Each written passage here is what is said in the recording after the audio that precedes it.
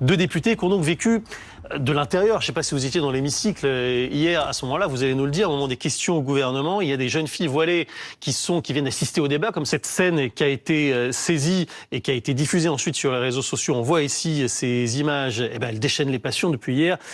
Oh là là, danger, danger, danger, des jeunes filles voilées à l'Assemblée nationale. Qu'est-ce que vous pensez de ça? Avez-vous assisté à cette scène? Est-ce que ça vous a choqué? Comment on a pu laisser passer ça?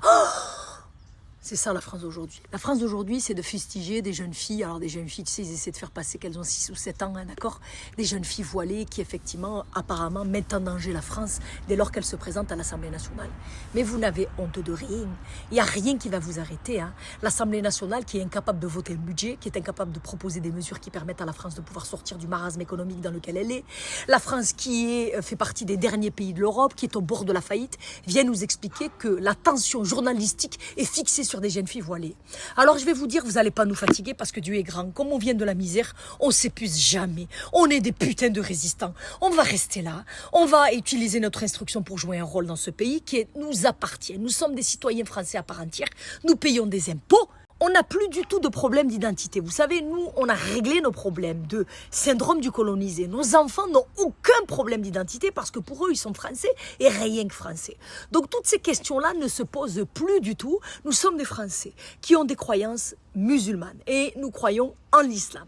Islam qui est une religion d'amour et de partage. Vous le voulez ou vous le voulez pas, on va rester là. Et en plus, on va faire comme aux États-Unis et comme le maire new-yorkais, on va prendre nos places. Parce qu'aujourd'hui, on est éduqués. Aujourd'hui, on est une puissance financière et aujourd'hui, on va effectivement essayer, nous aussi, de diriger ce pays pour lui permettre de pouvoir vivre comme il doit vivre, à savoir dans l'égalité, dans la protection des anciens, dans un pays qui ne va pas discuter à l'Assemblée nationale, est-ce que les longues maladies doivent être taxées, qui ne vont pas discuter si effectivement, lorsque vous avez travaillé toute votre vie pour transférer un héritage, est-ce qu'on va le taxer? Vous voyez, on va être des forces de proposition. On va mettre à profit tout ce que l'on a appris, tout ce qu'on nous a enseigné, aussi bien à l'école, aussi bien les valeurs fondamentales que nous ont communiquées nos parents. Et comme ce maire à New York, on va faire pareil, on va être des agents actifs de ce pays parce qu'il y en a marre que vous passiez votre temps à diviser, que vous passiez votre temps à faire la chasse aux sorcières, que vous vous attaquiez aujourd'hui à des enfants et à des jeunes filles, c'est une honte. La dernière fois, c'était une maman à Strasbourg parce que soi-disant, elle était sur des affiches municipales. Maintenant, ça a des enfants. Honte à vous.